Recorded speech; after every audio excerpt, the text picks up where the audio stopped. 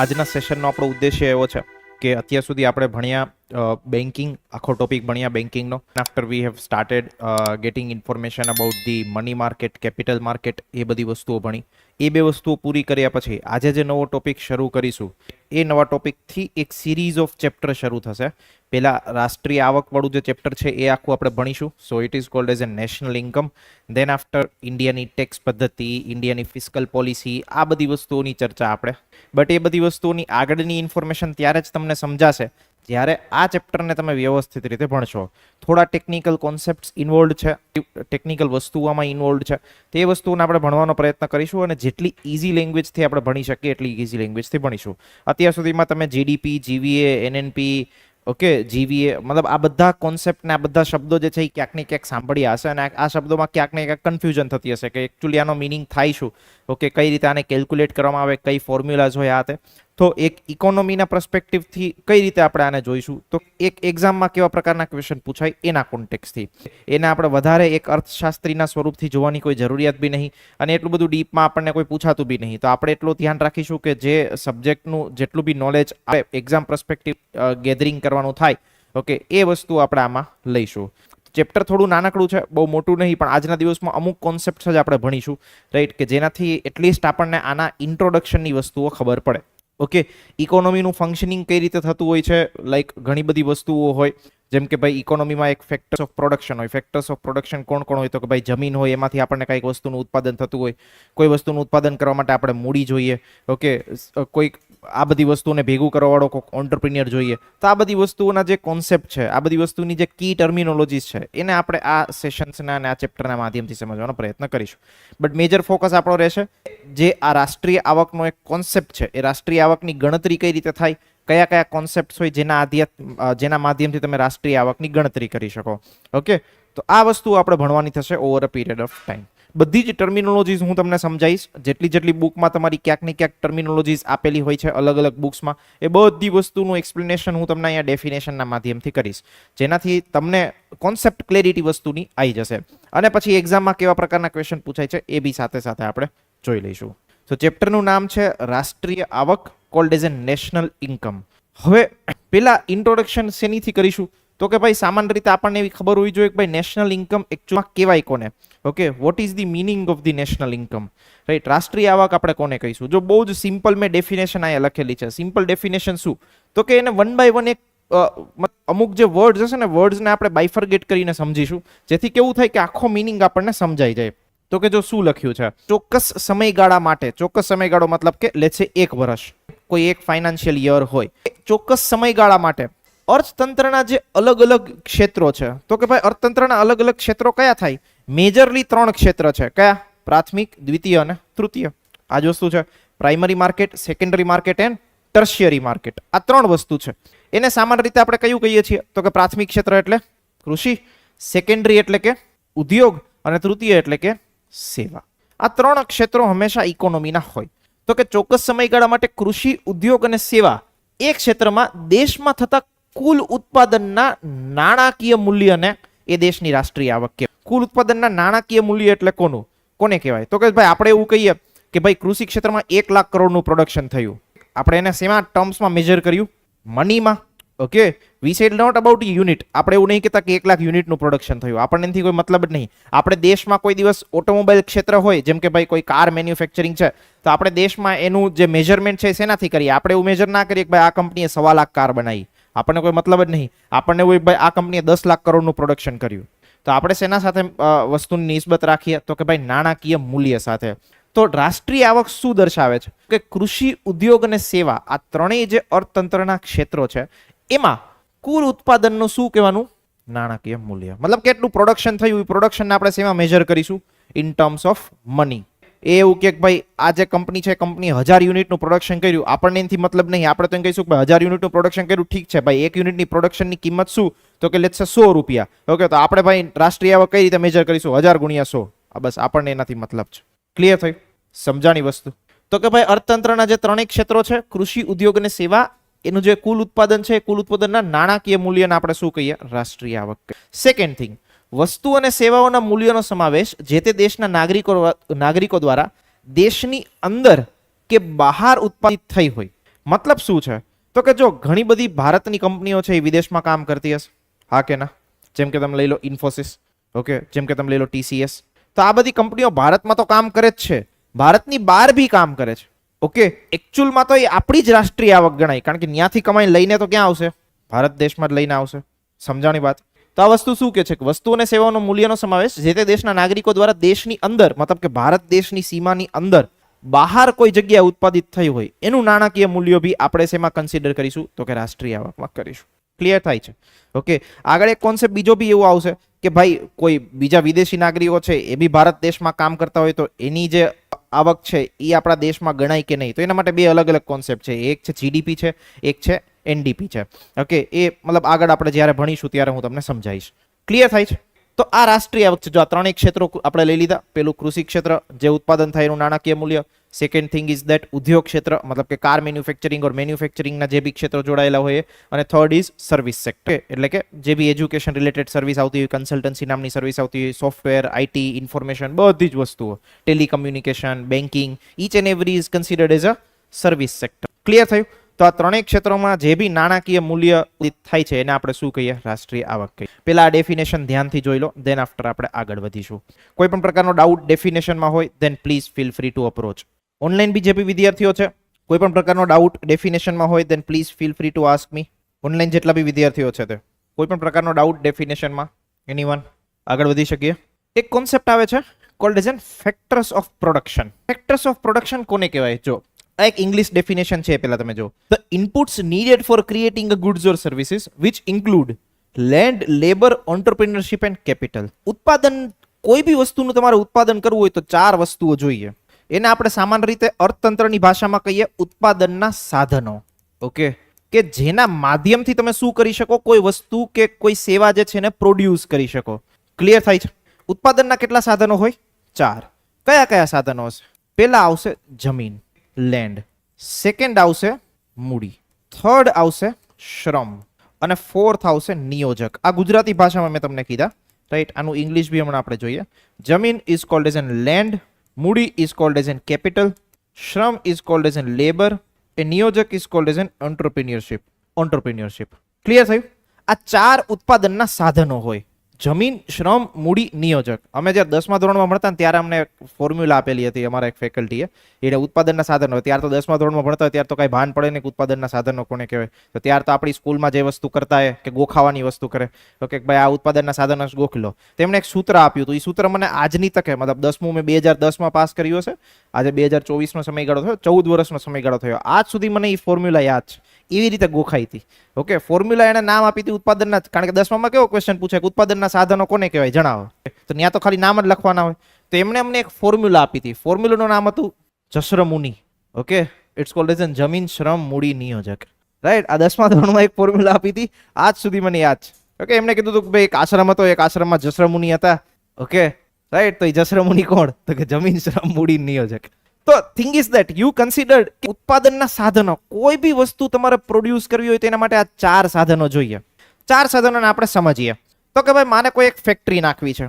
Okay, I want to establish one factory કે જ્યાં હું કાંઈક વસ્તુનું પ્રોડક્શન કરવા માટે માંગુ. લેટ્સ સે કાર પ્રોડ્યુસ કરવા માંગુ છું. મારે કોઈ એક ફેક્ટરી નાખવી છે. તો એ ફેક્ટરી માટે મારે આ ચાર વસ્તુ જોઈશે. તો કે ફેક્ટરી માટે શું જોઈશે? લેન્ડ જોઈશે, જમીન જોઈશે. સેકન્ડ, ધંધો ચાલુ કરવો હોય શું જોઈએ? કેપિટલ જોઈએ, મૂડી જોઈએ. થર્ડ, શ્રમ, મતલબ કે લોકો કામ કરવા વાળા જોઈએ. અને ચોથી વસ્તુ, આ ત્રણેય ભેગું કરવા વાળો કોઈ એક વ્યક્તિ જોઈએ, એને કહીએ આપણે ઓન્ટરપ્રિન્યોર. આ ચાર વસ્તુ થાય તો અને તો ઇકોનોમીમાં કોઈ બી વસ્તુ કે સેવા તમે પ્રોડ્યુસ કરી શકો. ઓકે, વાત છે ઉત્પાદન કરવાની. ઉત્પાદન આ ચાર સાધનોના જ મદદથી થઈ શકે. તમે કોઈ બી વસ્તુ એનાલિસિસ કરો, યુ એનીથિંગ. કેપિટલમાં તમને બેંક લોન આપે, એ બી આવી જાય. ઓકે, ક્લિયર થાય છે? તો કોઈ બી વસ્તુ તમારે પ્રોડ્યુસ કરવું હોય, એગ્રીકલ્ચરમાં બી તમે કન્સિડર કરી લો. એગ્રીકલ્ચરમાં if you want to produce something, તમારે કપાસ ઉગાડવું હોય તો પેલા શું જોઈએ? ખાતર કે બધી વસ્તુઓ પરચેસ કરવા માટે શું જોઈએ? મૂડી. તમારું પોતાનું લેન્ડ હોય પણ તમારે બહુ મોટા પાયે પ્રોડક્શન કરવું શું જોઈએ? લેબર. કે ભલે ચાલ પોતાનું વ્યક્તિ હોય, મતલબ પોતાનું લેન્ડ હોય ને વ્યક્તિ એકલો પ્રોડ્યુસ કરતા હોય તો એક પ્રકારનો શ્રમ જ થઈ ગયો. અને ચોથી વસ્તુ કે આ ત્રણેય વસ્તુને સંકલિત કરવા વાળો કોઈ એક વ્યક્તિ જોઈએ જે ફાર્મર, મતલબ ફાર્મનો ઓનર હોય. તો એને શું કહેવાય? ઓન્ટરપ્રિન્યોર. ક્લિયર થાય છે? તો આને કહેવાય ઉત્પાદનના સાધનો. યાદ રહેશે કે ઉત્પાદનના સાધનો કોને કહેવાય? જમીન, શ્રમ, મૂડી અને નિયોજક. ક્લિયર થયું? કોઈ ડાઉટ? કોઈ પ્રશ્નો? Anyone? Online students, anyone is having any doubt? આ વસ્તુ યાદ રાખજો. એનું રીઝન છે કે આગળ આનું કોસ્ટિંગ જ્યારે આપણે કાઢીશું ત્યારે આ વસ્તુ જરૂર પડશે કેલ્ક્યુલેશનમાં. હવે જો આ વસ્તુ મેં અહીંયા લખેલી છે, 4 factors of production, examples: land, labor, capital and entrepreneurship. Okay, land includes natural resources, જમીનમાં હંમેશા નેચરલ વસ્તુઓ જ આવે. Labour, efforts that human contributes, તમારા જે માણસો કામ કરશે તે. Capital includes machinery, tools, building બનાવવાની બધી વસ્તુ આવી ગઈ. અને ફોર્થ entrepreneurship, કે જે આ ત્રણેય વસ્તુને કમ્બાઈન કરે, લેન્ડ, લેબર ને કેપિટલ. તમે વિચાર કરો, કોઈ એક કંપનીમાં કામ કરતો કર્મચારી હોય, એને આ ત્રણ વસ્તુ વાળે કોઈ નિસ્બત નહીં, એને તો પોતાની સેલરી વાળે નિસ્બત છે. તો એ તો એક આવીને પોતાનો શ્રમ ખાલી કરે છે. એને મતલબ ને એને તેમ કીધું કે આ જમીનમાં કામ કરવાનું તું કહે, ઓકે, એને ખાલી એટલું કહી દે કે તને આટલી સેલરી આપીશું. તો એ કોઈ આ ત્રણેય વસ્તુને ભેગી નહીં કરતો, પણ એની કંપનીનો જે માલિક હશે એ લેન્ડ, લેબર, કેપિટલ આ ત્રણેય વસ્તુને ભેગી કરી અને કોઈ વસ્તુનું પ્રોડક્શન કરશે. So this is called as N fact of production. Clear થાય છે? તમે એ સમજો, આ ચારેય વસ્તુનું વળતર શું હોઈ શકે? વળતર મતલબ કે સામે શું મળે? તો કે જો પેલી વસ્તુને આપણે સમજીએ, લેન્ડ હોય તો એની ઉપર રેન્ટ ચૂકવવું પડે. Agree or not? પોતાની ઘરની જમીન હોય તોય જ્યારે તમે વસ્તુઓ પરચેસ કરી તો એના માટે કંઈક પૈસા તો આપ્યા હશે ને. એ જે વસ્તુ છે લેન્ડના કોન્ટેક્સ્ટમાં આવી જઈશું કે જે ચૂકવવી પડે. લેબર હોય તો એને શું આપવી પડે? સેલેરી. તો આને આપણે જે ચૂકીએ એને શું કહેવાય? કેપિટલ હોય એની ઉપર શું મળે? ઇન્ટરેસ્ટ, મતલબ કે વ્યાજ. ઓકે. ઓન્ટરપ્રિન્યોરશિપ હોય એને શું મળે? મતલબ કે હા કે ના? કોઈ બી વસ્તુ પ્રોડ્યુસ કરો તો એમાં ચાર વસ્તુ તમારે, જમીન હોય તો એની ઉપર કંઈક ને કંઈક રેન્ટ ચૂકવવું પડે, ડેપ્રિસિએશન ચૂકવવું પડે, ઘસારો ચૂકવવો પડે, વોટ્સએવર. આ બધી ટર્મ્સ હું તમને હમણાં આગળ સમજાવીશ. લેબર હોય તો એને આપણે સેલેરી આપવી પડે, પગાર આપવો પડે, વળતર ચૂકવવું પડે.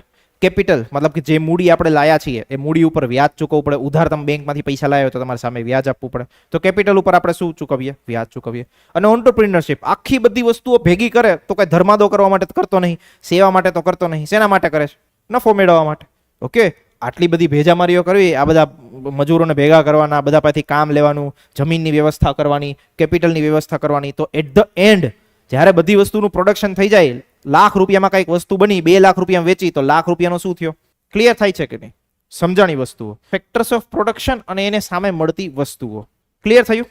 આ ચારે ચાર વસ્તુ યાદ રાખજો. સામે શું વસ્તુનું રિટર્ન મળે એ વસ્તુનું યાદ રાખજો. આગળ વધીએ. રાષ્ટ્રીય ઉત્પાદ મતલબ કે નેશનલ પ્રોડક્ટ તમારે કોઈ વસ્તુની મેળવવી હોય તો શું થાય? ખેતી, ઉદ્યોગ, સેવા ક્ષેત્ર, આ ત્રણેય ક્ષેત્રનું જે કુલ ઉત્પાદન આપણને મળે એને આપણે શું કહીએ? રાષ્ટ્રીય ઉત્પાદ, કે નેશનલ લેવલ ઉપર જે પ્રોડક્શન થતું હોય તે. આ બેઝિક વસ્તુઓ છે, એને આપણે ધ્યાનમાં રાખવાની રહેશે. આ છે રાષ્ટ્રીય આવકનો એક ચક્રીય પ્રવાહ. હું તમને 2 મિનિટનો સમયગાળો આપું છું. જે મેં તમને આગળ જેટલી બી વસ્તુઓ સમજાવી એના રિલેટેડ જ આ એક વસ્તુઓ છે. આને જસ્ટ તમે એનાલિસિસ કરવાનો પ્રયત્ન કરો and then after you need to give me N answer after 2 minutes. આ જે બી અહીંયા ચકેડાઓ માર્યા છે એ શું છે એ વસ્તુ તમારે મને કહેવાની છે. Okay, 2 minutes of time. Online જે વિદ્યાર્થીઓ છે એ ઓનલાઈન બી વિદ્યાર્થીઓ વિચારે. ટાઇટલ છે રાષ્ટ્રીય આવકનો ચક્રીય પ્રવાહ, મતલબ કે circular flow of national income. શું છે એને ખાલી સમજવાનો પ્રયત્ન કરો આ ઇમેજના માધ્યમથી and then after let me know. Online વિદ્યાર્થીઓ પણ પ્રયત્ન કરે એક વખત. શું વસ્તુ સમજાવી? કોણ કહેશે? હા, લાસ્ટ બેન્ચ. ફાર્મ્સ. ઠીક છે, બોલો બીજું કોઈ? હા, તમે બોલો.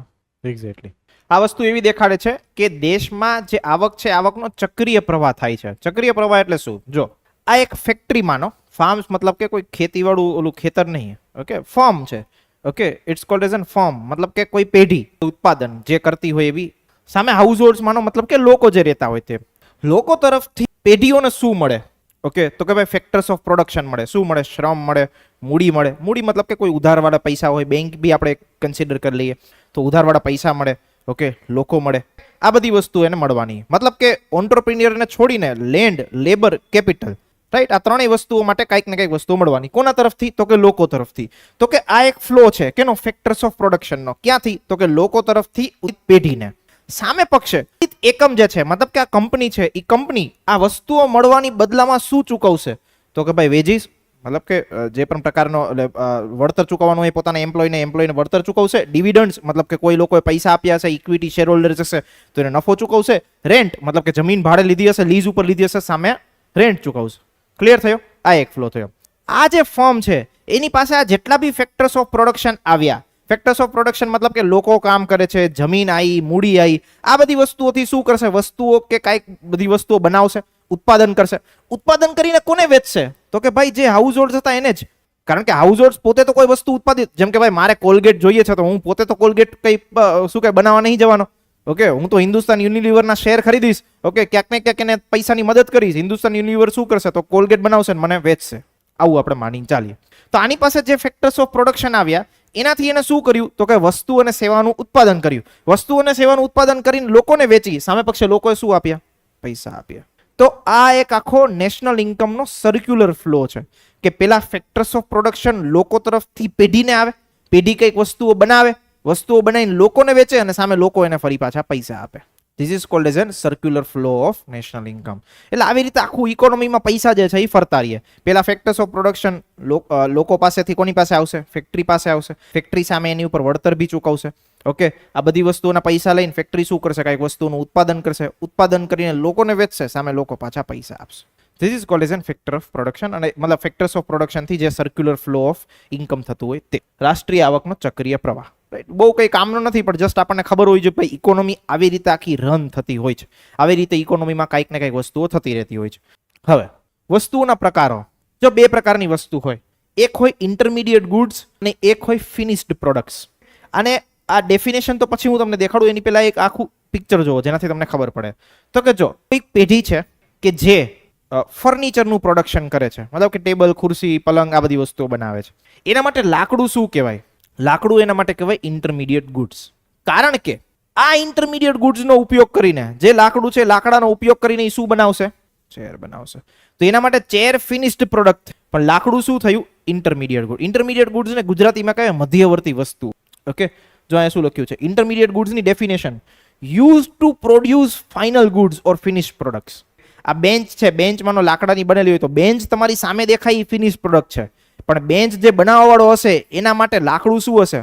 Intermediate good. સમજાણી વસ્તુ મગજમાં બેઠી.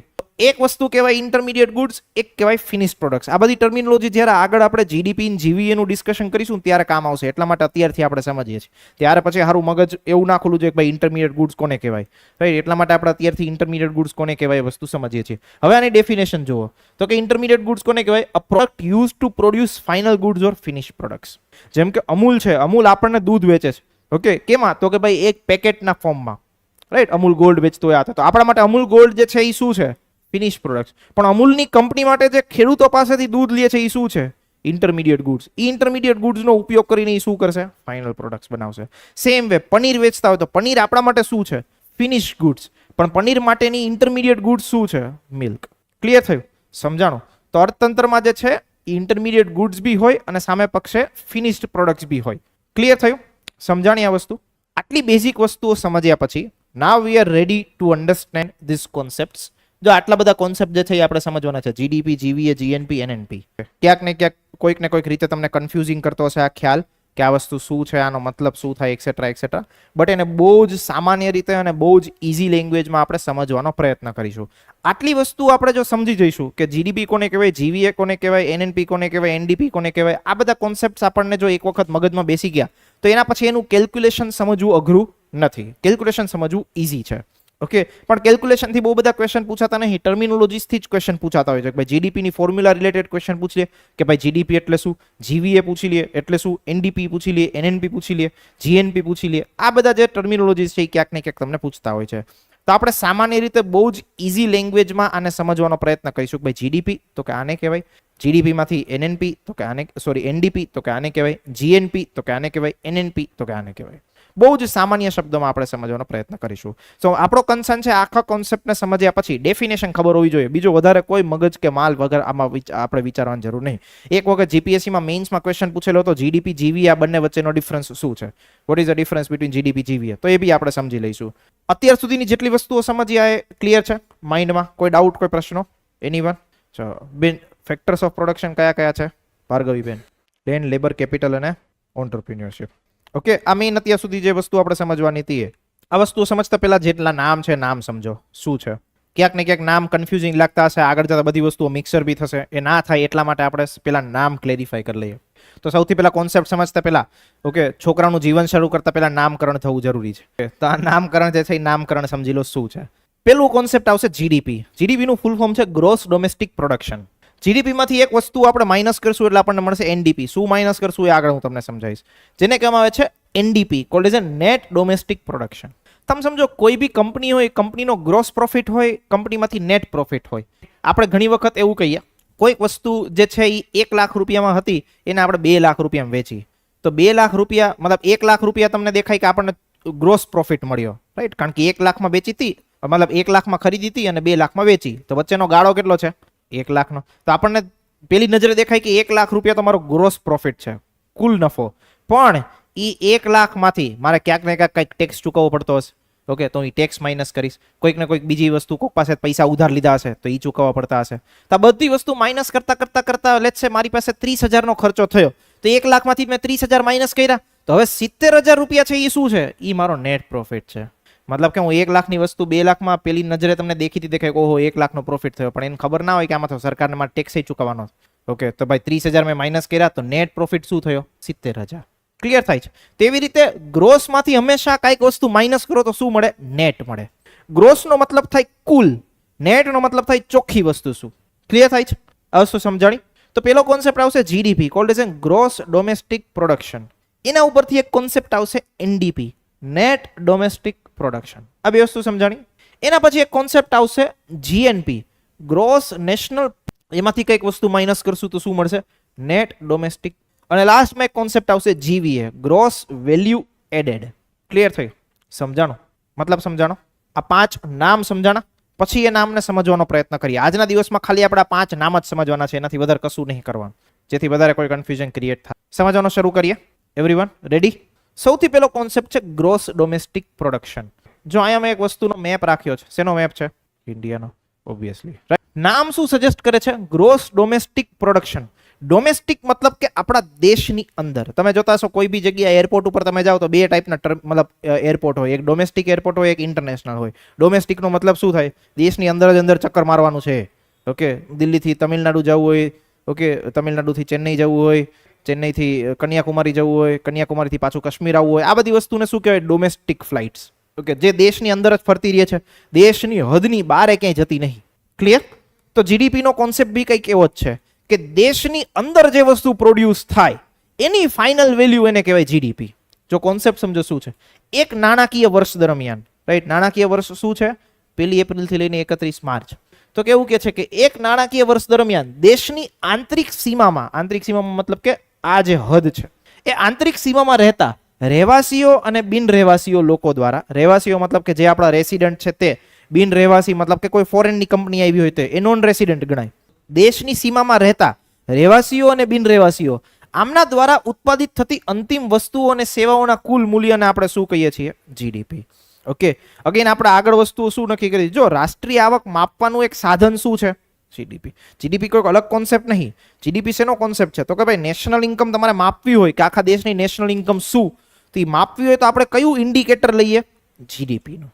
ઓકે, કોઈ દેશનો હ્યુમન ડેવલપમેન્ટ માપવો હોય તો આપણે કયું ઇન્ડિકેટર લઈએ? તો કે લેટ્સ સે human development index. Clear?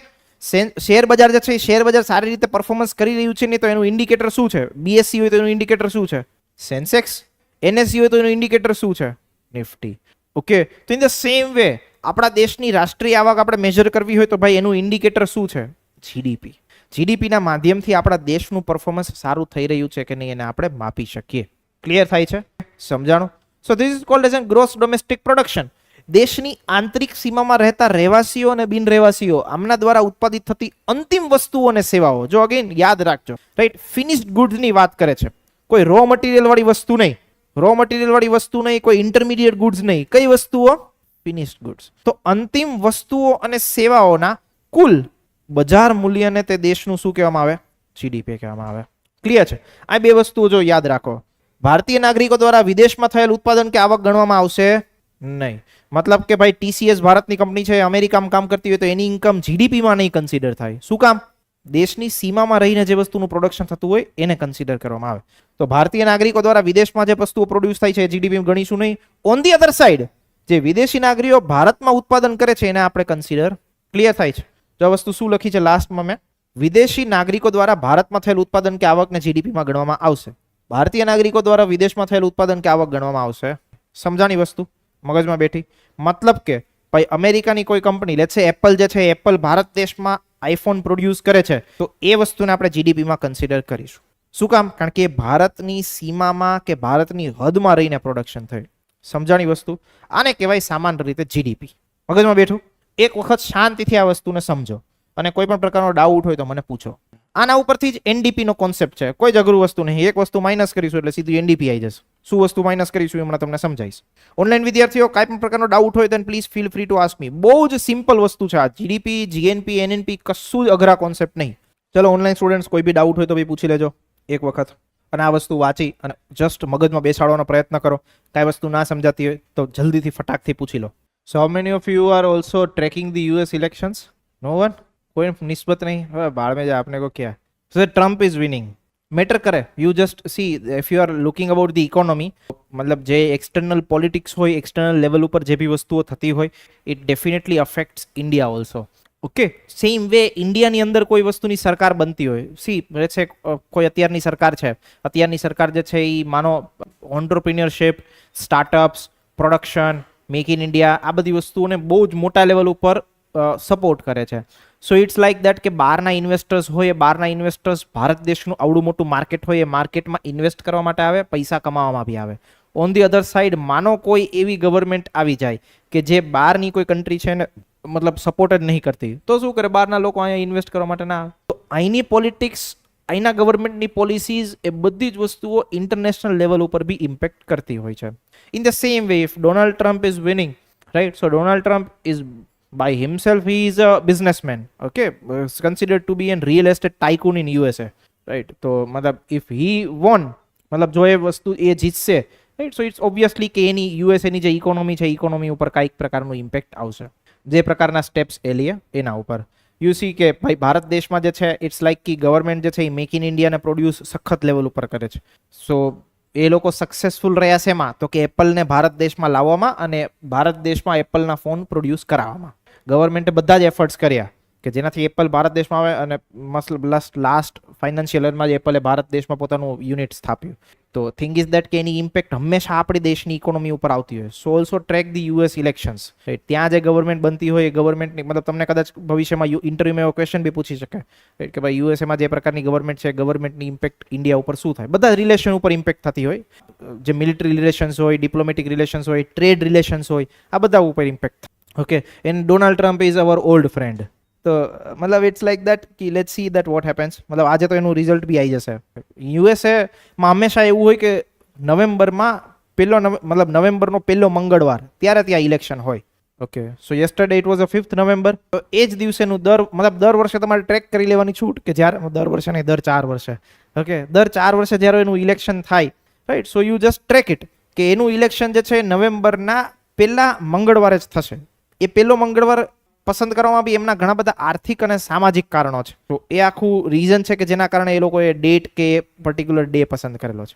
Okay, અને આખા દેશમાં એક જ દિવસમાં ઇલેક્શન થાય અને બીજા દિવસે એનું કાઉન્ટિંગ. ઓકે, અને યુએસએ આટલું એડવાન્સ કન્ટ્રી હોવા છતાં they are not doing the election process through EVM. Okay, એ લોકો આજની તકે બી બેલેટ બોક્સના માધ્યમથી જ જે છે ઇલેક્શન કરે છે. બટ હા, કન્સિડર ઇટ કે યુએસએની population is about 30 to 35 crore. Okay, આપણી એનાથી 3 ગણી પોપ્યુલેશન છે. 135-40 કરોડ તો હશે જ. ઓકે, 3 ગણી નહીં, સોરી 4 ગણી પોપ્યુલેશન. ચલો, જીડીપી સમજમાં આ કોઈ ડાઉટ, કોઈ પ્રશ્નો?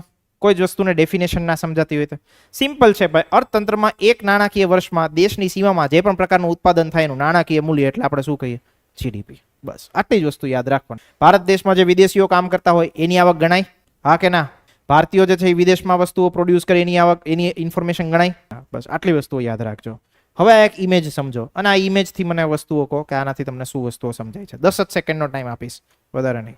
શું વસ્તુઓ સમજ્યા તમે આનાથી? શું સમજ્યા? શું કામ? ઘસારો શું છે? એક્ઝેક્ટલી. કોઈ બી વસ્તુની કિંમત છે એ over a period of time ઘટે. ડોન્ટ કન્સિડર લેન્ડની કિંમત એપ્રિશિએટ થતી હશે, એ બધી વસ્તુની કિંમત એપ્રિશિએટ થતી હશે. બટ આવી જે કેપિટલ ગુડ્સ છે, ઓકે, એ કેપિટલ ગુડ્સની કિંમત જે છે એ જેમ જેમ તમે એનો ઉપયોગ કરો એમ એની કિંમત ઘટતી જાય.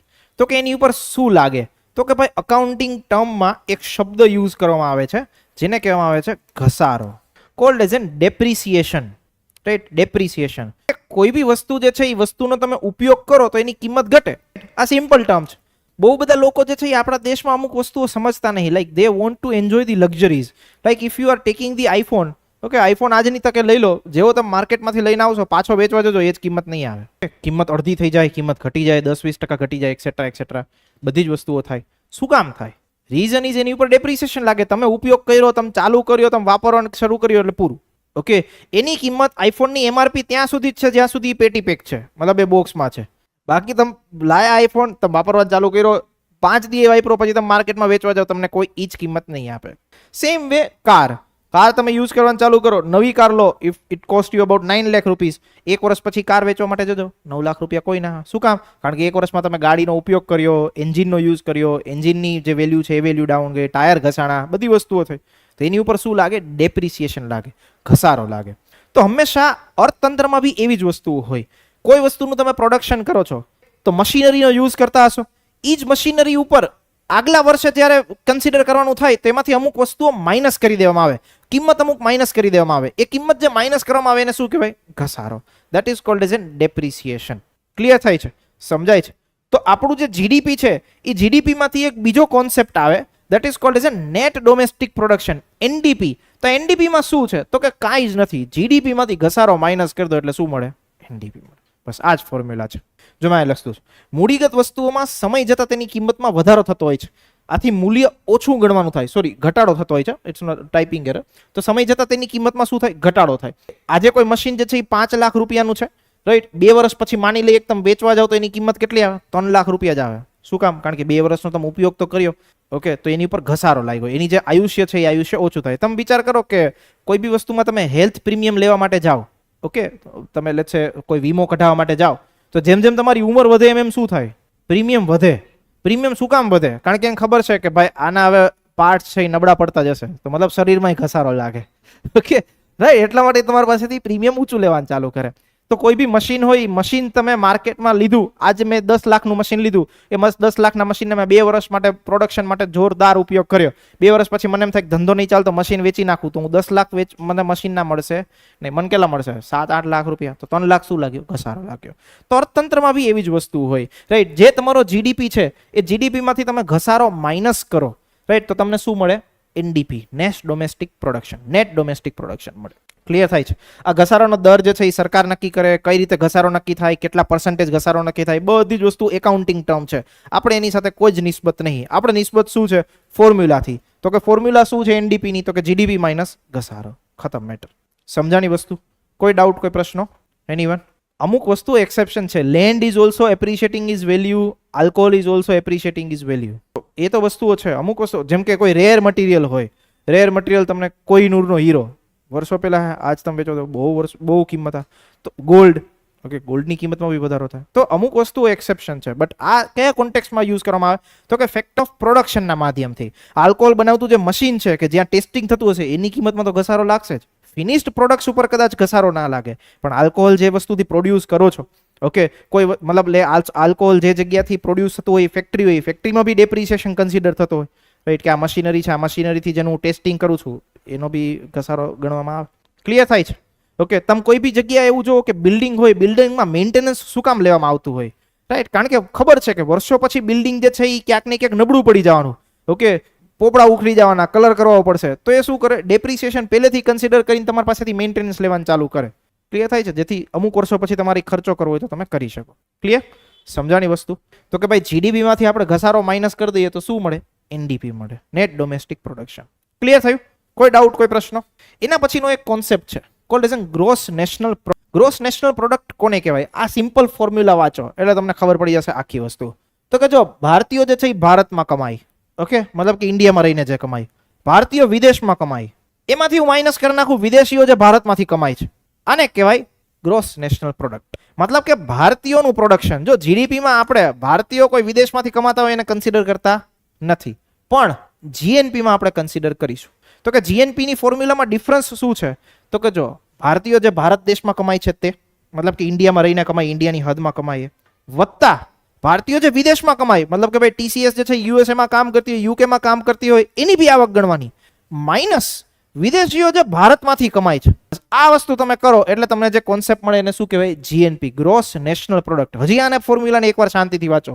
આટલી ઈઝી લેંગ્વેજમાં આ ફોર્મ્યુલા તમને કોઈ જ બુકમાં નહીં મળે કે ભાઈ ભારતીયો જે છે એ ભારતમાં કમાય, મતલબ કે ભારત દેશની હદમાં રહીને કમાય, ભારત દેશની હદ મારીને કોઈ વસ્તુનું પ્રોડક્શન કરે, કોઈ વસ્તુ કે સેવાઓનું ઉત્પાદન કરે. ભારતીયો વિદેશમાં પણ પોતાનું કામ કરતા હશે. ટાટા લેટ્સ સે પોતાનો મેન્યુફેક્ચરિંગ પ્લાન્ટ યુકેમાં સ્થાપે, ઓકે, તો ત્યાં બી કઈ વસ્તુનું પ્રોડક્શન થતું હશે, તો એને બી ગણવાનું. માઇનસ શું કરવાનું?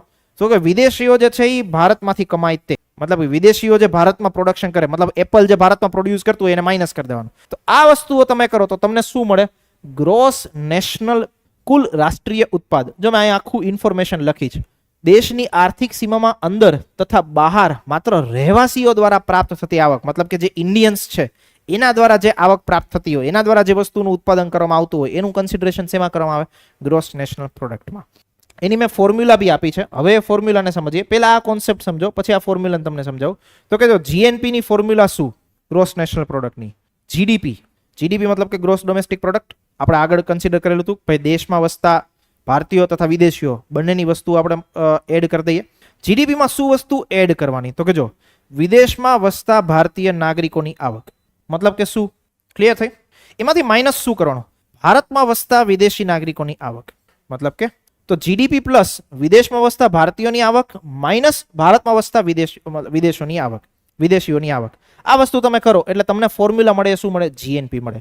હજી આને બીજા કન્સિડરેશનમાં શું કહી શકો? તો કે જો GNP is equal to GDP plus net factor income from the abroad. Okay, આ એક ટર્મિનોલોજી છે. Net factor income from the abroad નો મતલબ એવો થાય વિદેશમાં વસતા ભારતીયોની આવક માઇનસ ભારતમાં વસતા વિદેશીઓની આવક. ક્લિયર થાય છે? આને શાંતિથી મગજમાં બેસાડવાનો પ્રયત્ન કરો. જો મેં અહીં નીચે એક ફોર્મ્યુલા લખેલી છે. ફોર્મ્યુલા એટલે કે એક્ઝામ્પલ આપેલો છે. શું છે? જો માની લો કે ભાઈ ભારતની જીડીપી જે છે એ 1000 રૂપિયા છે. 1000 રૂપિયા છે. કુલ ઉત્પાદિત વસ્તુઓ થઈ એનું મૂલ્ય 1000 રૂપિયા છે. જ્યારે વિદેશમાં રહેલા ભારતીયો દ્વારા થતી આવક 200 રૂપિયા છે. કારણ કે આપણે જ્યારે જીડીપી કન્સિડર કરશું ત્યારે વિદેશમાંથી ભારતીયો કમાય એને તો કન્સિડર લેતા નહીં. શું કામ? કારણ કે એ તો દેશની જે હદમાં થતું હોય એનું જ ઉત્પાદન ધ્યાનમાં લેવાનું. તો ભાઈ ભારતનું જીડીપી જે છે એ 1000 રૂપિયા છે. વિદેશમાં જે ભારતીયો છે કામ કરે છે એને 200 રૂપિયા કમાય. ભારતમાં કોઈ વિદેશી નાગરિકો કામ કરે છે, લેટ્સ સે એપલની કંપની, એ કેટલા રૂપિયા કમાય? 100 રૂપિયા કમાય. તો હવે મારે જ્યારે જીએનપી કન્સિડર કરવું હોય ત્યારે હું કઈ રીતે કરું? તો કે જીએનપી ઇઝ ઇક્વલ ટુ 1000 રૂપિયા શું છે? જીડીપી. 200 રૂપિયા ભારતીયો ક્યાંથી કમાયા? વિદેશમાંથી. 100 રૂપિયા વિદેશીઓ ક્યાંથી કમાયા? ભારતમાંથી. બસ આ વસ્તુ માઇનસ કરું એટલે મને શું મળે? ભારત દેશનું જીએનપી. મતલબ કે 1000. આને કહેવાય net factor income from the abroad. વિદેશીઓ મતલબ ભારતીયો જે છે એ વિદેશમાં કમાયા માઇનસ વિદેશીઓ જે છે એ ભારતમાં કમાયા. એ વસ્તુ તમે માઇનસ કરો એટલે તમને શું મળે? Net factor income. આને કહેવાય નેટ ફેક્ટર ઇન્કમ. આ ટર્મિનોલોજી છે. આનાથી મને શું મળશે? જીએનપી મળશે. અગેન શાંતિથી સમજો. કાંઈ વસ્તુ ના સમજાતી હોય તો મને પૂછો. અને આ એક ફોર્મ્યુલા યાદ રાખી લો એટલે તમને આરામથી વસ્તુઓ સમજાઈ જશે. આટલું ઇઝી શબ્દોમાં ક્યાંય બીજે તમને એક્સપ્લેનેશન નહીં મળે. જે તમારી બુક છે એ બુકમાં તમારે લખવું હોય તો બી લખી શકો. ઓનલાઈન વિદ્યાર્થીઓ કોઈ પણ પ્રકારનો ડાઉટ હોય then please let me know. આ કહેવાય જીએનપી નો concept. So called as gross national. Remittance તમે કાઉન્ટ કરી શકો. Remittance is included. Okay, remittance એક પ્રકારનું કમાઈને અહીંયા જ મોકલી આ વસ્તુ થઈ.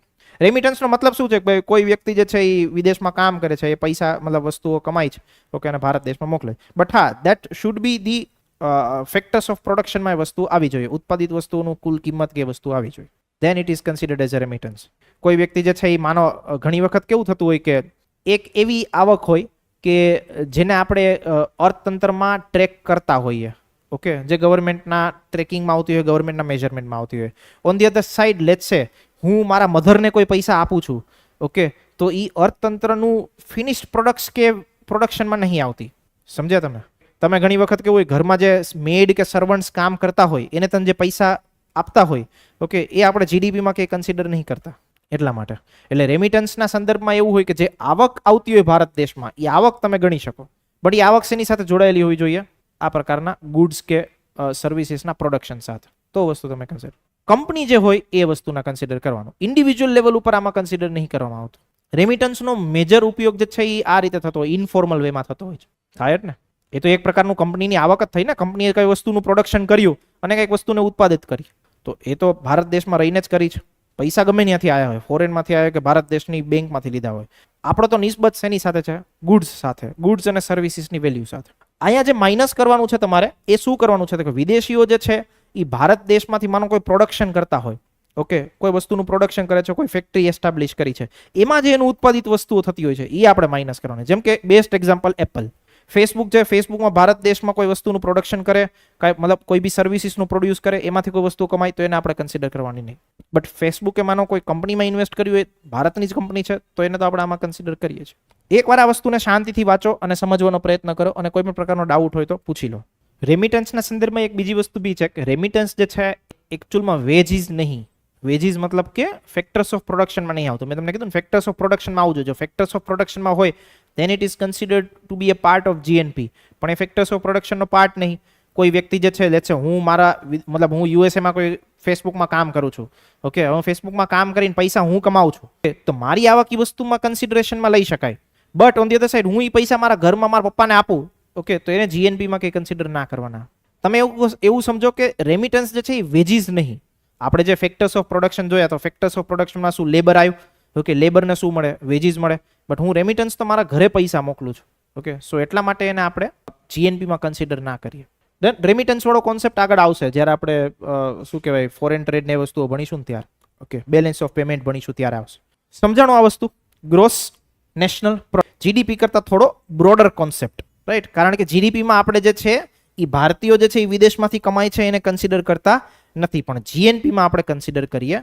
ઓન ધી અધર સાઈડ જીડીપીમાં આપણે શું કરીએ છીએ તો કે ભાઈ જીડીપીમાં આપણે ભારત દેશમાં જે વિદેશીઓ કમાતા હોય એને બી આપણે કન્સિડરેશનમાં લઈએ છીએ, પણ જીએનપીમાં આપણે એને કન્સિડરેશનમાં લેતા નથી. ક્લિયર થયું?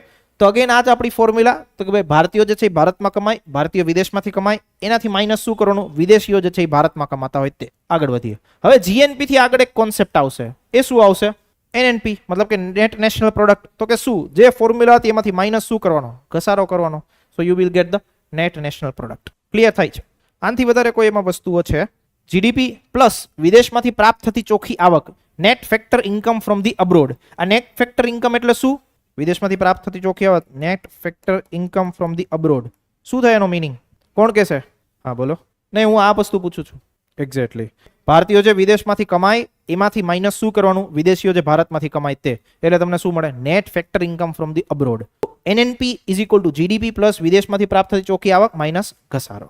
તો આ એક કોન્સેપ્ટ યાદ રાખી લો. હવે આ ચારે ચાર વસ્તુના જે કોન્સેપ્ટ છે એના એક શોર્ટ વેમાં મેં અહીંયા ઇન્ફોર્મેશન આપી છે, જો, એટલે તમને આખી વસ્તુઓ સમજાઈ જશે. જે ફોર્મ્યુલામાંથી ફોર્મ્યુલા બેઝડ ક્વેશ્ચન પૂછાતા હોય એ ફોર્મ્યુલા બેઝડ ક્વેશ્ચન તમે આરામથી સોલ્વ કરી શકો. એટલા માટે શું છે જીડીપી ઇઝ ઇક્વલ ટુ દેશની સીમામાં ભારતીય કે વિદેશીઓ દ્વારા થતું ઉત્પાદનનું કુલ મૂલ્ય. આ તો બહુ સિમ્પલ વસ્તુ છે. સેકન્ડ એનડીપી, જીડીપીમાંથી શું માઇનસ કરવાનો? ઘસારો માઇનસ કરવાનો. GNP, GDP plus net factor income from the abroad. NNP, આ જે જીએનપી છે એમાંથી ઘસારો માઇનસ કરી દો એટલે એનએનપી મળી જાય. સિમ્પલ, બસ આટલી જ વસ્તુ છે. તો આ ચારે ચાર ફોર્મ્યુલા જે છે એ ચારે ચાર ફોર્મ્યુલાને એકવાર યાદ રાખવાનો પ્રયત્ન કરો. કાંઈ બી વસ્તુ સિંગલ % નો બી કોઈ ડાઉટ હોય કે આ વસ્તુ નહીં સમજાતી શું છે, then feel free to ask me. આરામથી આ વસ્તુઓને 2 મિનિટ માટે સમજો એન્ડ ધેન આફ્ટર આપણે આગળ વધીશું. આ ફોર્મ્યુલા યાદ રાખજો, કારણ કે એક્ઝામમાં ક્વેશ્ચન જે પૂછાવાનો છે એ ફોર્મ્યુલા બેઝડ પૂછાવાનો છે. કે ભાઈ જીએનપી તો કે કોન્સેપ્ટ શું, એનડીપી તો કે કોન્સેપ્ટ શું, એનએનપી એટલે કોન્સેપ્ટ શું. આ બેની પેર યાદ રાખો, જીડીપી એન્ડ એનડીપી. આ બેની પેર યાદ રાખો, જીએનપી એન્ડ એનએનપી. મતલબ ફોર્મ્યુલા તમારે ખાલી આ બે જ યાદ રાખવાની થાય, બાકી તો એમાંથી ઘસારો જ માઇનસ કરવાનો છે. જીડીપી મતલબ કે દેશની સીમામાં ભારતીયો કે વિદેશીઓ દ્વારા થતા ઉત્પાદનનું કુલ મૂલ્ય. જીડીપીમાંથી તમે ઘસારો બાદ કરો તો શું મળે? તમને એનડીપી મળે. તો એની તો કોઈ ચિંતા નહીં. પછી આવે જીએનપી, ગ્રોસ નેશનલ પ્રોડક્ટ. તો કે GDP plus net factor income from the abroad. Net factor income from the abroad કોને કહેવાય? તો કે ભાઈ સામાન્ય રીતે શું, તો કે ભારતીયો જે વિદેશમાં કમાય છે તે, એમાંથી માઇનસ શું કરવાનું? વિદેશીઓ જે ભારતમાં કમાય છે તે. તો આને કહેવાય આપણું GNP. Okay, GNP is equal to GDP plus net factor income from the abroad. NNP તો કે ભાઈ જીએનપી માંથી ખાલી ઘસારો માઇનસ કરી દઈશું. આ ચારે ચાર ફોર્મ્યુલા જે છે એને આરામથી વાંચો, સમજવાનો પ્રયત્ન કરો. કાંઈ જ પ્રકારનો ડાઉટ હોય then please feel free to approach. Online જે બી વિદ્યાર્થીઓ છે એ લોકો પણ, રાઈટ, કોઈ પણ પ્રકારનો ડાઉટ હોય then please feel free to ask. કારણ કે આ ફોર્મ્યુલા જે છે એ ફોર્મ્યુલા બેઝડ ક્વેશ્ચન જ આવવાના છે, પાસ્ટમાં આવી ચૂક્યા છે. એના પછીનો આપણે એક કોન્સેપ્ટ હજી જોવાનો બાકી રહ્યો, 5મો, that is called as gross value added. તો એ સમજવાનો આપણે પ્રયત્ન કરીશું. પણ પહેલા આ ચાર કોન્સેપ્ટ સમજી લો. ચારે ચારનો યુઝ કરીએ છીએ આપણે નેશનલ ઇન્કમ મેજર કરવામાં. નેશનલ ઇન્કમ મેજર કરવામાં આ ટૂલ્સ યુઝ થાય, સિમ્પલ, એનાથી વધારે કશું જ નહીં. આપણે એવું જાણવું હોય કે ભાઈ એમ જાણવું હોય કે જીડીપી શું છે, તો જીડીપીમાં આપણે જે ભારત દેશમાં અંદર કામ કરતા હોય એની બધી જ વસ્તુઓ લઈ લઈએ. આપણે તો એમ કહીએ કે ભાઈ આ તો દેશમાં પ્રોડક્શન થયું ને તો આપણી જ જીડીપી સારી ગણાય, તો આપણે જીડીપીનું કન્સિડરેશન લઈએ. આપણે એમ કહીએ કે ના ના ભાઈ મને જે વિદેશીઓ કામ કરે છે એની ઉપર કોઈ એ વિદેશીઓનું પ્રોડક્શન ધ્યાનમાં નહીં લેવું, પણ આપણે ભારતીયો જે છે એ વિદેશમાં કામ કરે છે એનું ધ્યાનમાં લેવું છે, તો આપણે શું કરીએ? જીએનપી કન્સિડર કરીએ. સિમ્પલ. એમાંથી આ વસ્તુઓનું જે મેજરમેન્ટ છે ગ્રોસ છે, ગ્રોસમાંથી કોઈ વસ્તુ નેટ જોતી હોય તો આપણે શું કરીએ, સામાન્ય રીતે ઘસારો માઇનસ કરી દઈએ. બસ એટલી જ વસ્તુ છે, એનાથી વધારે કોઈ વધારે મગજમારી વાળું કામ છે. એટલે આ બહુ જ સિમ્પલ અને સ્ટ્રેટ ફોરવર્ડ તમારી સામેના કોન્સેપ્ટ. એમાંથી કોઈ બી ડાઉટ હોય તો પૂછી લો. ક્લિયર થયું કે ચારે ચાર વસ્તુઓ ક્યાંક ને ક્યાંક નેશનલ ઇન્કમ સાથે જ જોડાયેલી છે. ઓનલાઈન સ્ટુડન્ટ્સ પણ કોઈ પણ પ્રકારના ડાઉટ હોય then please feel free to ask. Same for the offline students. આજે થોડા દેખાણા, ગઈકાલે તો ગણ્યા ગાંઠિયા મળતા હતા. So how many days left for the exam? 45 days, at around 45 days. બહુ ઓછા છે. So now you are also having new chairman. થોડી મજા બી આવશે એક્ઝામની. ને પેપર અઘરું જોવું જોઈએ. બેન, શેર માર્કેટમાં જે કંપનીઓ છે એ શું કરે છે? બેકએન્ડમાં શેર માર્કેટમાં કંપનીઓ છે એ શું કરે છે? પૈસાનો યુઝ કરી પ્રોડક્શન. તો એ જ તો વસ્તુ છે. શેર માર્કેટમાં લેટ છે તમે કોઈ કંપનીમાં ઇન્વેસ્ટ કર્યા, કંપની પૈસાનો ઉપયોગ શું કરશે? પ્રોડક્શન કરવા માટે. તો આપણું તો અહીંયા જે મેજરમેન્ટ છે ને બેન જીડીપીમાં, it's about the final goods વસ્તુઓ કન્સિડર કરવામાં. ફાઇનલ ગુડ્સ એન્ડ સર્વિસીસ જે પ્રોડ્યુસ થાય આપણે તો એની કિંમત સાથે નિસ્બત છે.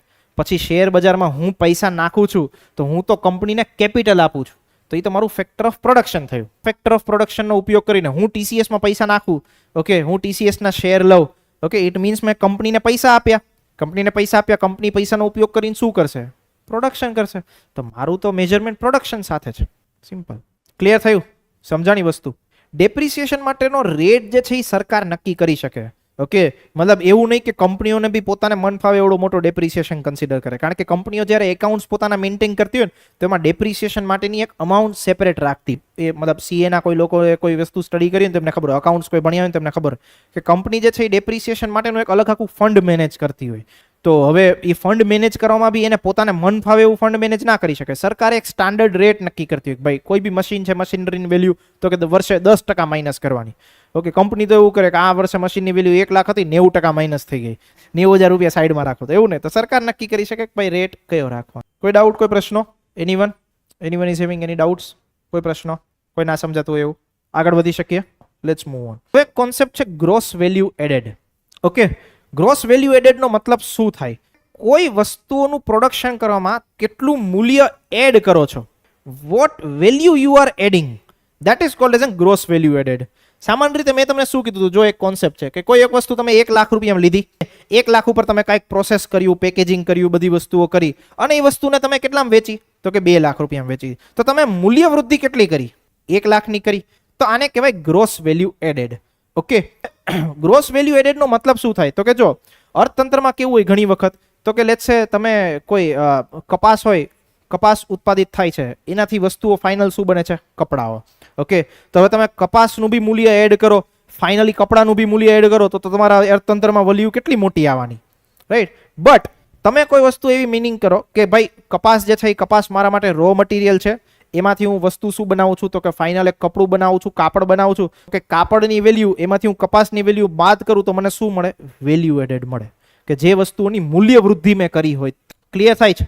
તો અર્થતંત્રમાં એક કોન્સેપ્ટ છે, એ કોન્સેપ્ટમાં શું વસ્તુ કન્સિડર કરવામાં આવે? તો કે જીવીએ જે હોય, મતલબ કે ગ્રોસ વેલ્યુ એડેડ હોય, એમાં 3 વસ્તુ એડ કરવામાં આવે. પ્રાથમિક ક્ષેત્રનું ઉત્પાદન મૂલ્ય, દ્વિતીય ક્ષેત્રનું ઉત્પાદન મૂલ્ય અને તૃતીય ક્ષેત્રનું ઉત્પાદન મૂલ્ય. આમના દ્વારા જે મૂલ્ય વૃદ્ધિ કરવામાં આવેલી હોય એને કન્સિડર કરવામાં આવે.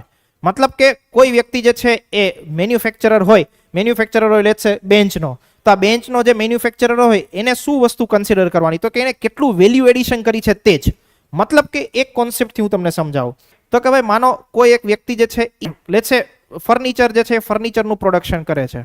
ફર્નિચરનું પ્રોડક્શન કરે છે તો એ કાંઈક વસ્તુનો રો મટીરિયલ લેશે, હા કે ના? ઓકે, રો મટીરિયલ શું લેશે? તો કે લેટ્સ સે લાકડું લેશે. આ લાકડું જે છે એને માનો 1 લાખ રૂપિયામાં લીધું, એની ઉપર કાંઈક વસ્તુનું પ્રોડક્શન કર્યું. પ્રોડક્શન મતલબ કે કંઈક પ્રોસેસ કર્યું, ખુરશી બનાવી, ઓકે, ફર્નિચર બનાવ્યું. આ ફર્નિચર જે છે, આ ફર્નિચર માનો એને 2 લાખ રૂપિયામાં વેચ્યું, તો વેલ્યુ એડિશન કેટલી થઈ? વેલ્યુ એડિશન કેટલી થઈ? 2 લાખમાંથી 1 લાખ માઇનસ કરું, કેટલું વેલ્યુ એડિશન થયું? 1 લાખ.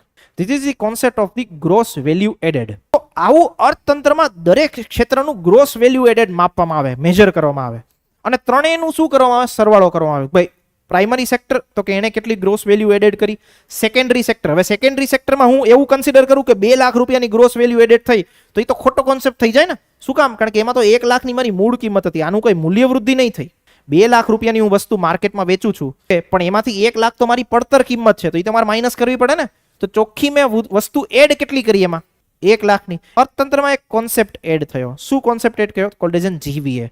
ઓકે, તો ત્રણેય જે અર્થતંત્રના ક્ષેત્રો છે, પ્રાથમિક ક્ષેત્ર હોય, દ્વિતીય ક્ષેત્ર હોય, તૃતીય ક્ષેત્ર હોય, આ લોકો કેટલું મૂલ્ય વૃદ્ધિ કરે છે ખાલી એની કિંમત કન્સિડર કરવાની. That is called as N જીવીએ. અર્થતંત્રમાં જ્યારે તમે બધા ક્ષેત્રના જીવીએ એડ કરો પછી તમને મળે જીડીપી. ક્લિયર થાય છે? એક ફોર્મ્યુલા છે.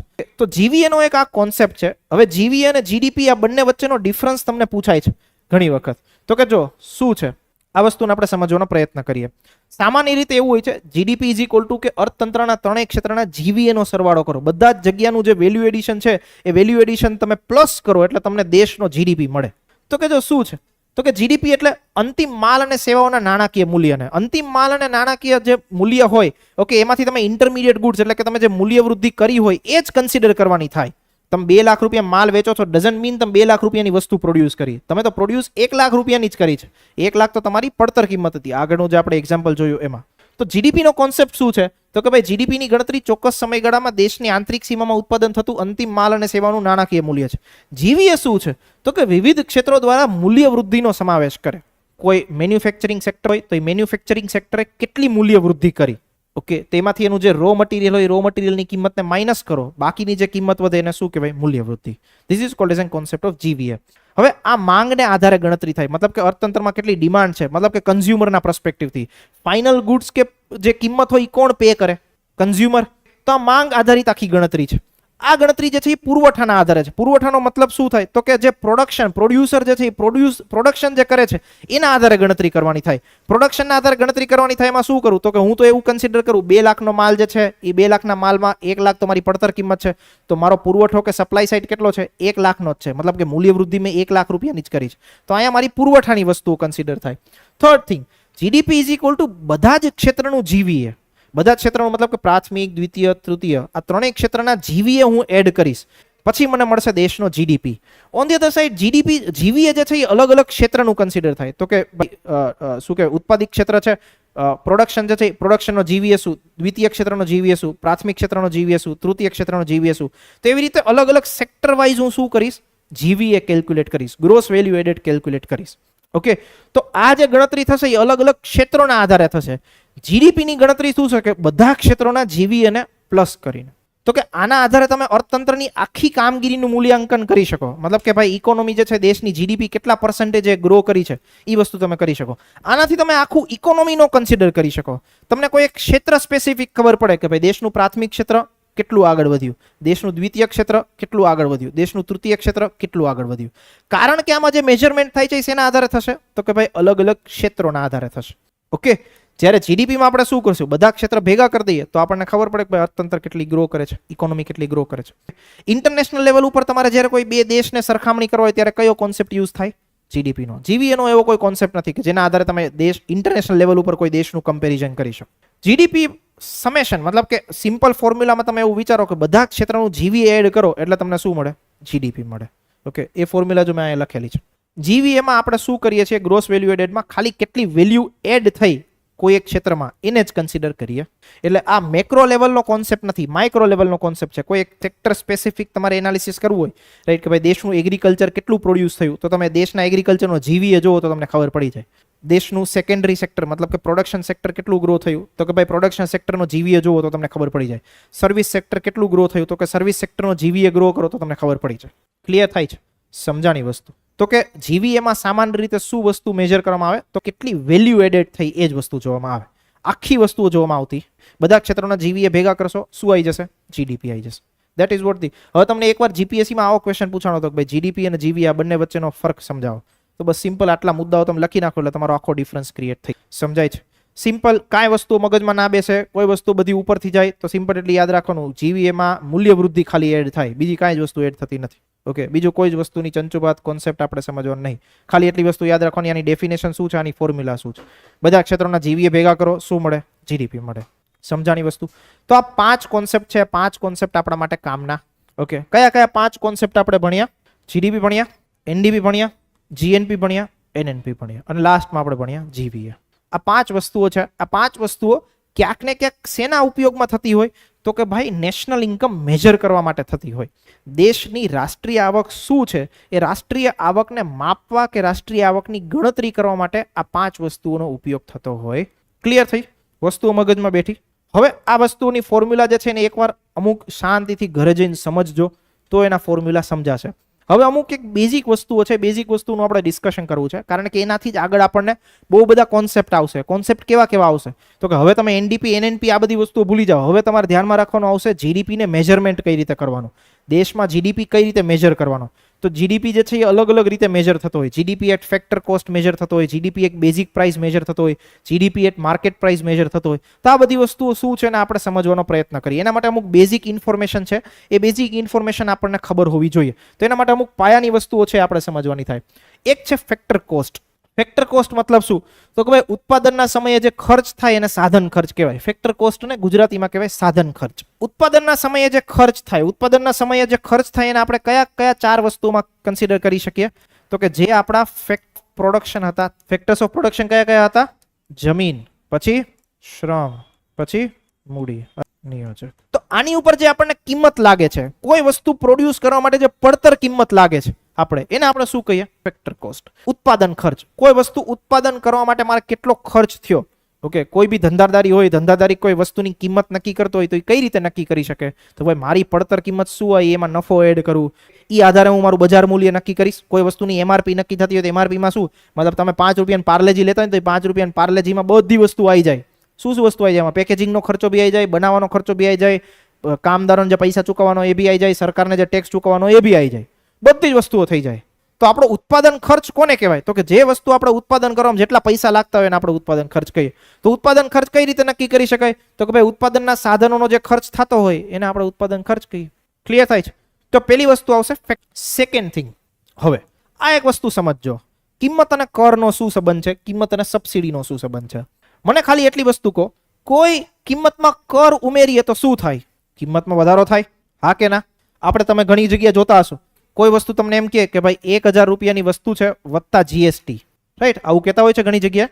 તો 1000 રૂપિયામાં 18% જીએસટી ઉમેરે તો શું કરે?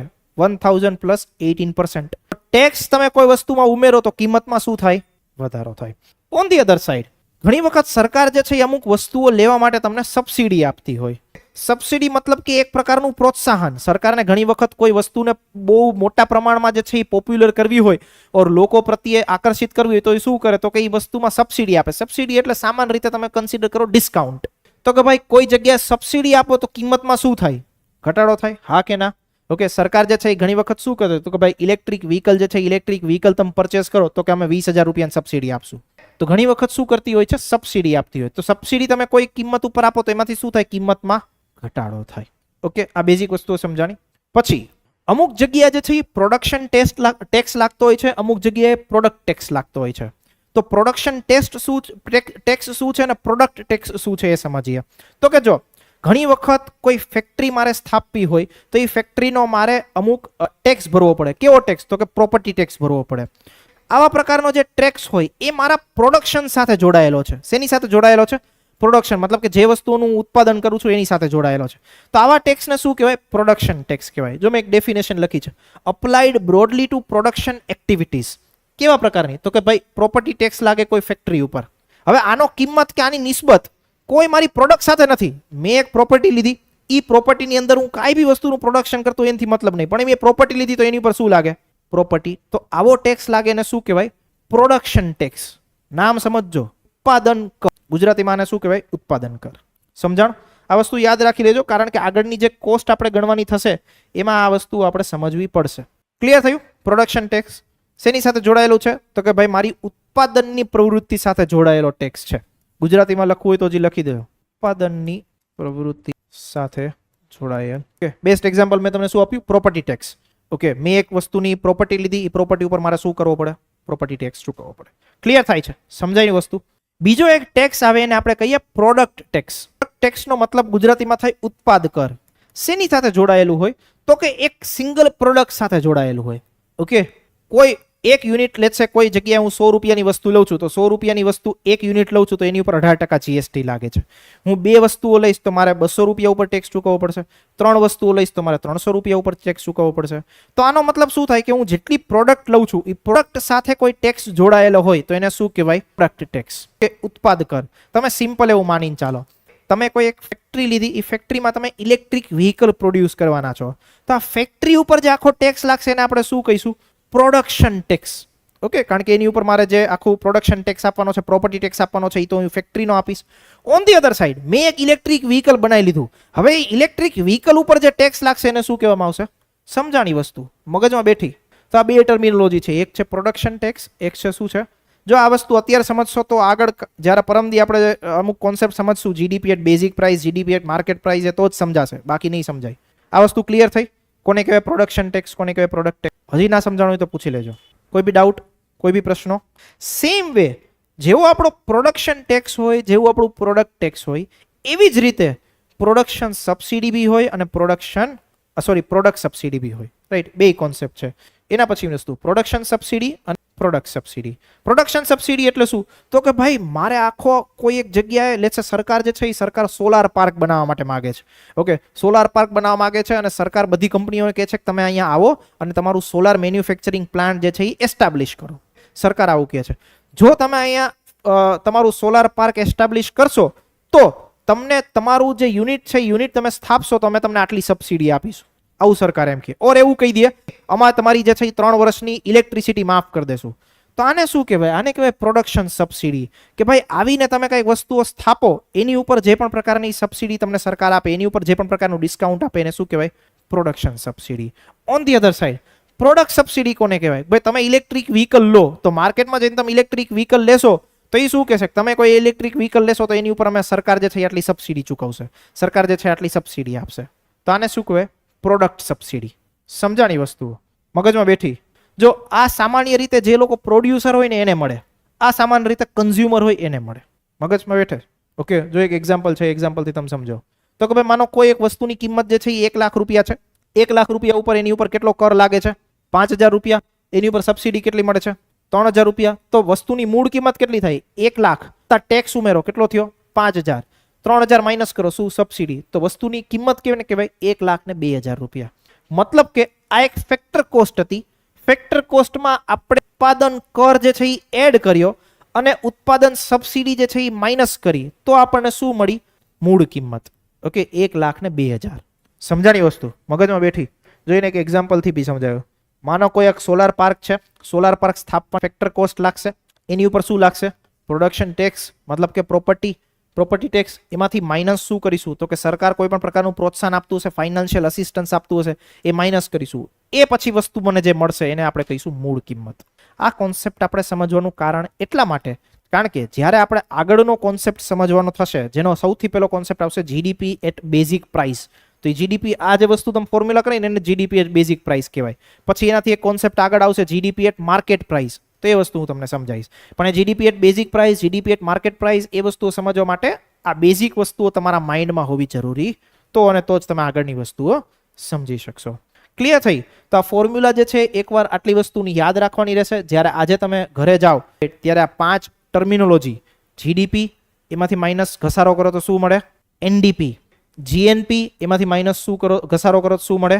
એનએનપી. અને લાસ્ટ કોન્સેપ્ટ જીવીએ. આ 5 કોન્સેપ્ટ. પ્રોડક્શન ટેક્સ કોને કહેવાય? પ્રોડક્શન સબસિડી કોને કહેવાય? પ્રોડક્ટ ટેક્સ કોને કહેવાય? પ્રોડક્ટ સબસિડી કોને કહેવાય? આટલી વસ્તુઓ તમારે સમજવાની રહેશે. ક્લિયર થયું? મગજમાં બેઠું? At the end remember my words કે જ્યારે એક્ઝામમાં તમે ક્વેશ્ચન સોલ્વ કરશો ત્યારે એક્ઝામમાં ક્વેશ્ચન સોલ્વ કરવા માટે આપણા માટે ઇમ્પોર્ટન્ટ શું છે? તો કે ભાઈ ફોર્મ્યુલા ઇમ્પોર્ટન્ટ છે. એ ફોર્મ્યુલા આપણને ખબર હોવી જોઈએ. કોન્સેપ્ટ ખબર હોય ના ખબર હોય ડઝન્ટ મેટર. ઓકે, કોઈ મેટર નહીં કરતું. એટ ધી એન્ડ ફોર્મ્યુલા ખબર હોવી જોઈએ. જો ફોર્મ્યુલા નહીં ખબર હોય તો લોચા થશે. કારણ કે આમાંથી બહુ કોન્સેપ્ટ બેઝ કે એપ્લિકેશન બેઝડ ક્વેશ્ચન પૂછવાની શક્યતા બહુ ઓછી છે. ઓકે, એટલા બધા પૂછાતા નથી. તો આટલી વસ્તુઓ આપણને ખબર પડવી જોઈએ. ક્લિયર હે? મગજમાં બેઠી વસ્તુઓ. તો આટલી જ વસ્તુઓ આપણે સમજીશું આજના દિવસે. આનાથી જ્યારે આગળ વધીશું ત્યારે વધારે કોન્સેપ્ટને હજી સમજવાનો પ્રયત્ન કરીશું, કારણ કે હજી આમાં હવે એક કોન્સેપ્ટ વધારાનો બાકી છે. એ શું છે તો કે જે નેશનલ ઇન્કમ ગણવા માટેની પદ્ધતિ હોય તે. ઓકે, અલગ અલગ મેથડ જે છે એનાથી નેશનલ ઇન્કમ કન્સિડર થતી હોય, એનાથી નેશનલ ઇન્કમનું કેલ્ક્યુલેશન થતું હોય, રાઈટ. તો એ કેલ્ક્યુલેશન આપણે જે છે એ નેક્સ્ટ લેક્ચર જ્યારે ભણીશું ત્યારે સમજવાનો પ્રયત્ન કરીશું. ક્લિયર? ડન? કોઈ ડાઉટ, કોઈ પ્રશ્નો? Anyone from first bench to last bench? Online વિદ્યાર્થીઓ, anyone is having any doubts? Exactly. Production જે ટેક્સ છે એ કંપની ઉપર લાગતો હોય, કારણ કે કંપનીને પ્રોડક્શન કરવું છે તો એની ઉપર કંઈક પ્રકારનો ટેક્સ ચૂકવવો પડશે. ઓકે, પ્રોપર્ટી ટેક્સ જેવો ટેક્સ ચૂકવવો પડશે. પ્રોડક્ટ ટેક્સ જે છે એ વસ્તુ બની જાય એની ઉપર લાગતો, કંપની એસ્ટાબ્લિશ કરવા માટે આપે કે ભાઈ તમે કરશો તો આવા પ્રકારની સબસિડી આપીશું. ડન? મતલબ એ સામાન્ય રીતે કન્ઝ્યુમર જે છે એની પ્રાઇસ જે મેજર કરવાની હોય ને ત્યારે આપણે કન્સિડર લઈએ. On the other side production tax અને પ્રોડક્શન સબસિડી જે છે એ આપણે જ્યારે પ્રોડ્યુસર પોતે કિંમત નક્કી કરતો હોય ને ત્યારે કન્સિડરેશનમાં લેવામાં આવે. તમે કોઈ વ્યક્તિ, તમે પોતે એઝ અ વ્યક્તિ છો, એ વ્યક્તિ તમે ઇલેક્ટ્રિક વ્હીકલ પરચેસ કરવા માટે જાઓ તો તમે માર્કેટમાં જાઓ ત્યારે તમને એ શોરૂમ વાળો પ્રાઇસ દેખાડે ત્યારે એમ કે આ 1 લાખ રૂપિયાનું ઓલા બાઇક છે, આ 1 લાખ ઉપર જે છે એ સરકારનો 18% ટેક્સ લાગશે, તો 1,18,000 રૂપિયા થયા. પણ તમે જો અત્યારે આ લો છો તો સરકાર ઇલેક્ટ્રિક વ્હીકલ પ્રમોટ કરે છે, તો આ જે પ્રોડક્ટ તમે લેશો એની ઉપર સરકાર જે છે એ 20,000 સબસિડી આપશે, તો તમે શું કરો, 1,18,000 માંથી 20,000 માઇનસ કરો. ઓકે, તો ફાઇનલ પ્રાઇસ શું પડી? 98,000 રૂપિયા. ક્લિયર થાય છે? આવી રીતનું કેલ્ક્યુલેશન થતું હોય.